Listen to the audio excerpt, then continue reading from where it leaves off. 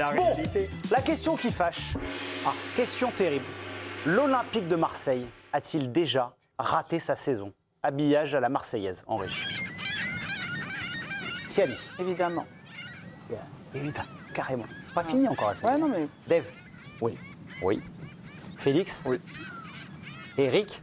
Sauf le concept, non? Elle est morte. Ouais. Hervé. Ben, je vais sauver le concept. Ils l'ont pas encore complètement sauvé. Je vais sauver la saison de l'OM, ils n'ont pas encore. D'accord. Alors ce que je vous propose, raté. on écoute Hervé et on voit s'il arrive à retourner le plateau. Oui. Hervé, allez. Ça va être difficile. Ça va être difficile. Comment? Alors, c'est vrai qu'il y a des 5 minutes pour convaincre. Ouais. Mais j'ai pas envie de mettre à mal ma régie. En plus, surtout que c'est le président, donc position particulière, on lui donne la parole. Très bien. Oui, alors, c'est vrai que si on part c'est aujourd'hui, le point de départ c'est aujourd'hui, désastre en Ligue des Champions, Coupe de France. Alors là, ils avaient tout pour faire quelque chose en recevant Toulouse, ils se plantent. Mais, on sait qu'aujourd'hui dans les clubs, malheureusement, c'est horrible à dire, mais ce qui compte, c'est la Ligue des Champions. Parce que l'argent qui sera utilisé l'année prochaine servira, c'est en Ligue des Champions. Donc ils ont encore cette possibilité, s'ils font une fin de saison en boulet de canon, de gratter cette place qui leur permettra de sortir dans les 3 premiers. Et ça, mine de rien, qu'on le veuille ou non, c'est peut-être pas du football romantique, c'est peut-être ce qu'on déteste dans le foot d'une certaine manière, c'est qu'on pense qu'économie. Mais aujourd'hui, pour un club, c'est presque plus important qu'une Coupe de France, c'est horrible à dire, et je retire ce que je viens de dire, mais malheureusement, c'est comme ça pour l'économie du club.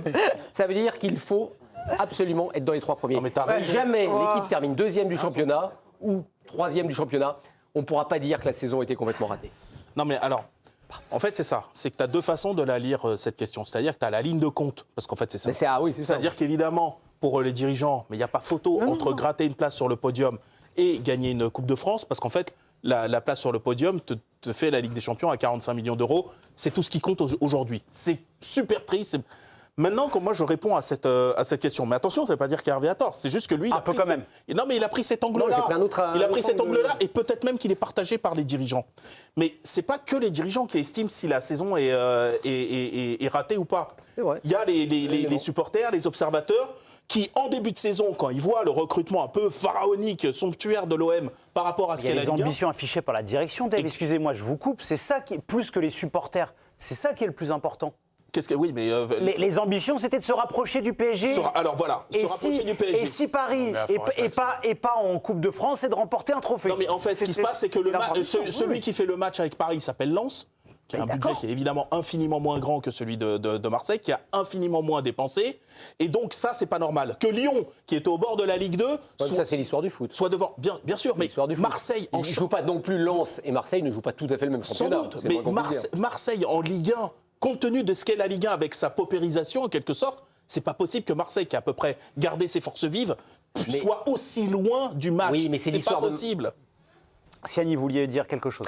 Non, mais moi, cette saison, je la regarde au travers des trophées que l'OM aurait pu gagner et qu'elle n'a pas fait. Je veux dire, sans parler de la Ligue des Champions, le trophée des Champions, ils ne sont pas passés très loin. La Coupe de France, il y avait une vraie possibilité. Pour moi, Marseille doit jouer la 2e place. Je sais que le PSG semble intouchable, mais là, franchement, ils ont une possibilité de finir 5e ou 6e. Je veux dire que cette équipe, c'est pas dit qu'elle soit pas encore irrégulière et qu'elle finisse pas encore plus bas. Donc en fait, effectivement, c'est pas fini. Ça peut être mieux, mais ça peut être bien pire si ils se remettent pas de cet échec en Coupe de France. Et c'est un échec en coulisses. Et oui, c'est ce que je veux dire aussi. Non, parce que l'erreur, pour moi, l'erreur originelle, c'est le départ d'Adrien Rabiot. Voilà. Et de ne pas avoir su gérer le cas Rabiot, pour moi, c'est un échec aussi. Et tu perds De Zerbi, qui devait être ton 3 ans. Voilà. Même c'était parti pour 10 ans, même si je. Non, mais ton angle Pablo Longoria voulait en faire le nouveau Diego Simeone de l'Olympique de Marseille. Le président qui est out, la direction Mehdi Benassia qui part, qui revient, etc. Oui, mais enfin, ça, c'est ce qu'on a vécu là. C'est quoi ça devait être la saison de la stabilité. Je trouve que ton angle d'attaque sur le côté supporter, c'est intéressant. Parce qu'effectivement, vous êtes aussi important dans le regard des autres. Et le regard de vos supporters. Parce que si vous avez un stade comme ça... Ils en avalent des couleuvres quand même, les supporters, depuis quelques temps. Mais si l'OM venait à faire, imaginons, un sans faute jusqu'à la fin de saison... Et qu'ils finissent 3e. Il y aurait peut-être quelque chose, et les gens se diraient, tiens, Habib Bey, il est en train de monter quelque chose, il y a un projet, il est en train de... Tu sais, il faut se méfier, en fait, de l'analyse au jour. Juste d'un point de vue comptable, si on est transparent avec la réalité du classement de l'OM, ils sont éliminés en phase de Ligue des Champions. Ils sont actuellement 4e de Ligue 1 à 2 points de l'Olympique Lyonnais qui devait quand même être rétrogradé administrativement en Ligue 2 en début de saison. Le Racing Club de Lens qui a entamé un nouveau chapitre avec Pierre Sage. En Ligue 2, t'es gentil. Hein. Comment ? En Ligue 2, t'es gentil. Oui, non, mais je veux dire, la sanction qui était tombée était celle-là initialement. Si on prend juste ces points-là, est-ce que déjà ça, Félix, c'est un énorme aveu d'échec ? Alors, le président, comme à son habitude, a été à la fois lyrique et pertinent. Merci, j'aime beaucoup quand il parle comme ça. Je ne connaissais pas ce côté Fayot. Je le trouve très impertinent dans la vie, mais il perd toute forme de courage à l'antenne. De temps en temps, mais depuis que j'ai son rythme, là, c'est très sympa. En revanche, je le trouve plus lyrique que pertinent là-dessus. Effectivement, si on était sur BFM Business, qui n'est pas infamant, les lignes de compte, si tu fais 3, la saison, tout va bien. Les lignes de compte sont remplies. Par contre, au-delà, alors Dave a raison de soulever le narratif. Puisque vous faites allusion à BFM Business, pardonnez-moi, juste un chiffre important, Félix. C'est comme vos stats. C'était vachement bien, Félix. Ça part Félix. Félix, regardez ce chiffre. Juste, vous parlez de BFM Business, 28,7 millions d'euros. C'est ce qu'a rapporté la campagne de Ligue des Champions à l'Olympique de Marseille. C'est déjà un peu de sous. Voilà. Avec un déficit historique. Oui. Sur les Là, c'est vous qui vous ralentissez vous-même. Merci. Il est insupportable. Dave a totalement raison de soulever le narratif, et on y reviendra dans le débat d'après d'ailleurs, vis-à-vis des supporters, qui ne sont pas parmi les plus patients de l'Hexagone, et je les rejoins totalement. En revanche, il y a une question qui est là pour le coup qui ne souffre aucune interprétation, que ce soit dans l'organigramme, dans l'effectif, comptablement, en stratégie d'avenir. Qu'est-ce que l'OM a construit cette saison ? Absolument rien. Et l'OM a même régressé et beaucoup plus détruit. Alors, c'était marrant le truc du Simeone, effectivement. Non, mais ça en devient, pas comique, mais ça en devient limite. Un peu, moi je trouve. C'est un peu, voilà. Comme le projet Dortmund. Là, tu as reculé de 4 cases. Ce qui ne veut pas dire que derrière, tu ne vas pas faire un double 6 et arriver directement dans la banque. Mais vous avez envie de jouer au jeu de société ? Oui, tiens, si vous pouvez. Mais tu sais, non, mais l'image. Et là, tu as détruit, quoi. Ouais. Mais Nwaneri, là, ce qui est marrant, c'est. Enfin, marrant. Visiblement, la violence de sa douleur au moment où il rate le pénalty est incroyable. Il est prêté. Hein. Il pourrait se dire bon, allez, je me barre parce qu'il y a plus de Serbie. C'est normal. Donc, c'est ça. Lui, il venait pour la Ligue des Champions. Bon, il la joue très peu. Et après, il a l'élimination en coupe. Mais le fait d'avoir mis lui, le Stimber, titulaire la première fois, mais c'était déjà comme un changement de projet au cours de la saison. C'est incroyable. On continue de parler des conséquences de l'élimination de l'Olympique de Marseille de la Coupe de France. Toulouse s'est qualifié séance de tir au but. C'est la 4e année consécutive que Marseille sort sur une séance de tir au but. A tout de suite pour la suite de l'équipe du soir. De retour pour la suite de l'équipe du soir. L'Olympique de Marseille est éliminé de la Coupe de France. Séance de pénalty perdue à domicile face à Toulouse. C'est la 4e année consécutive que Marseille sort sur une séance de tir au but. C'est une stat absolument terrible pour les Olympiens, ça fait mal. Pour Marseille, on se pose cette question, est-ce que la saison de l'Olympique de Marseille est déjà ratée ? Pour en parler autour de la table, le président Hervé Penaud, Siani, Dave, Félix et Eric. C'est Virginie Saint-Silly qui est aux informations ce soir. Dans quelques instants, on aura plus d'informations puisque visiblement, les joueurs de l'équipe de l'Olympique de Marseille avaient entamé un tour d'honneur et il y aurait eu quelques jets de projectiles. On essaye de se renseigner pour vous confirmer tout ça, image à l'appui. Après, il doit y avoir de la frustration pour les supporters de l'OM, à n'en pas douter. Eric, la saison, est-ce qu'elle est ratée déjà ? C'est une catastrophe. À ce point, catastrophe ? 260 millions d'euros de budget. Oui. Il faut être sérieux. Donc moi, l'OM, elle me fait penser à une stripteaseuse. Tu sais pas si elle va enlever le haut ou le bas en premier, mais elle termine à poil. Et là, je l'ai dit la dernière fois, la semaine dernière, que Habib Bey avait moins de chance que le kamikaze en 39-45 japonais qui tentait sa chance. C'est vrai, il a dit. Mais tout ça pour dire, donc je l'ai dit même avant que ça avait démarré, mais il y a eu trop de choses, plus d'entraîneurs, plus de présidents, le bordel. Jusqu'en janvier, là, ce fameux match, moi je ne l'ai pas vu, la coupe contre le PSG. Ils étaient seconds, ils jouaient ce match où ils pouvaient remporter un trophée. Absolument. Et à partir de janvier, là, ils ont tout raté. Janvier, la mécanique, ils se sont mis une pression, ils ont paniqué. Il y a eu des sorties de route avant. Hein. Il y avait déjà un malaise avant. Il manquait des leaders, il manquait un milieu de terrain. Ils ont fait des erreurs, ils ont recruté, ils ont tenté au mercato. Mais tout ça, c'est la course en avant, c'est la fuite en avant. Et bien entendu, tu te casses la figure. Surtout qu'aujourd'hui, tu as un Lens qui tient la route, il est pavé, pas d'aquaplaning, ça va. Tu as Lille et Rennes, 40 points, maintenant plus qu'à 3 points de Marseille. Et j'ai vu un Monaco quand même qui m'a l'air de se refaire la cerise. Et Monaco, je pense qu'ils vont peut-être enchaîner des victoires. Oui, ils ont 37. Non, à 6 points Monaco. Mais Lille et Nantes sont à 3 Lille et Rennes sont à 3 points. Oui. 40-43.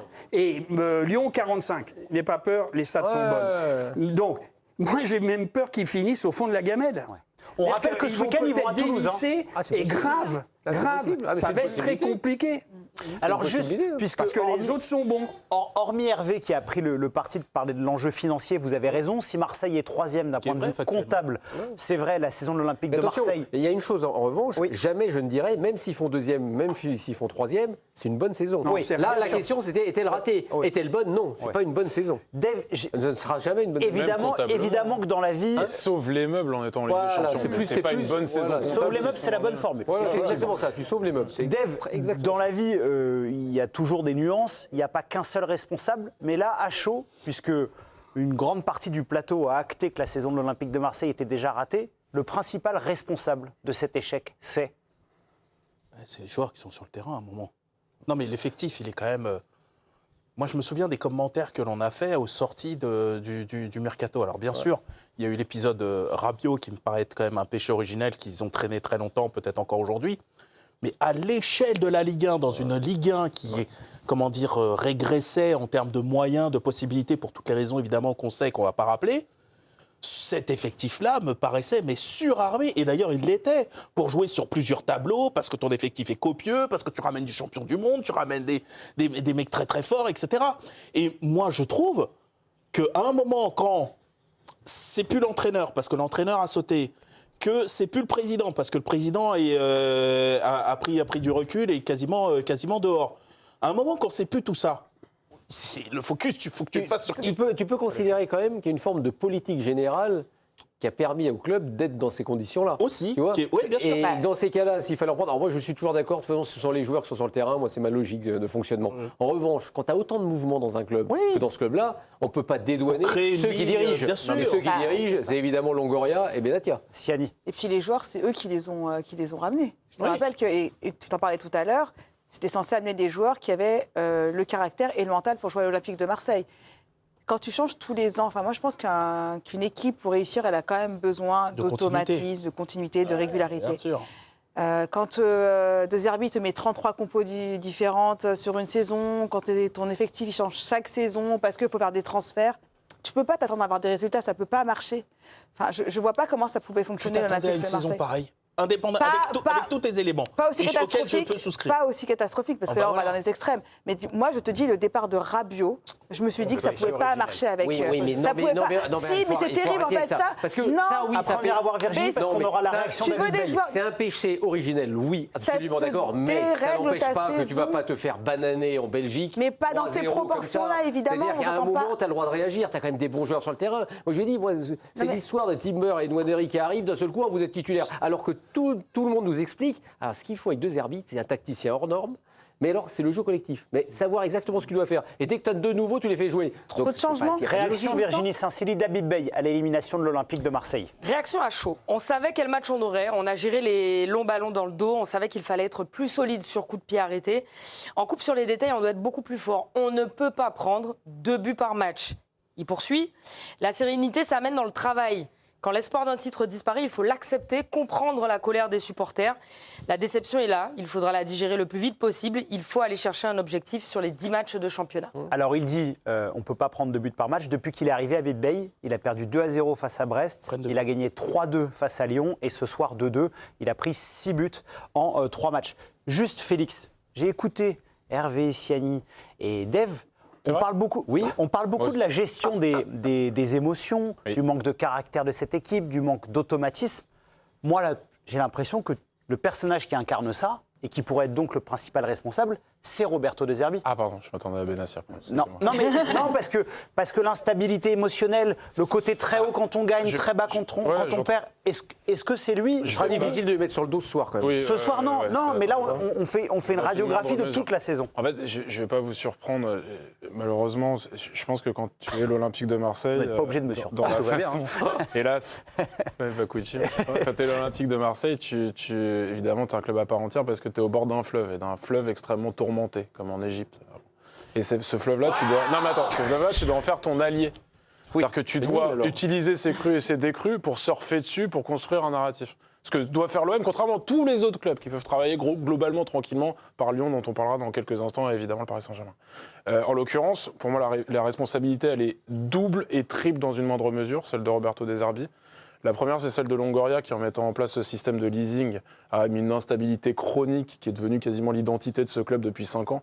Je répète, le seul joueur arrivé avant Longoria qui aura fait l'intégralité du mandat étant Leonardo Balerdi, quand même le symbole s'il en fallait un. Un officier de sécurité aussi, je crois. Et Paul Lirola qui a été prêté 2 fois entre-temps. Enfin, c'est quand même le symbole s'il en fallait un. Plus de 250 mouvements. La deuxième, pour moi, je peux me tromper, c'est Mehdi Benassia qui n'a jamais su instaurer le seul contre tous, mais qui, au contraire, a importer la défiance autour de la commanderie dans la commanderie. Et Roberto De Zerbi qui a mis la nervosité qui donne le syndrome Vélodrome qu'on a observé encore une fois ce soir.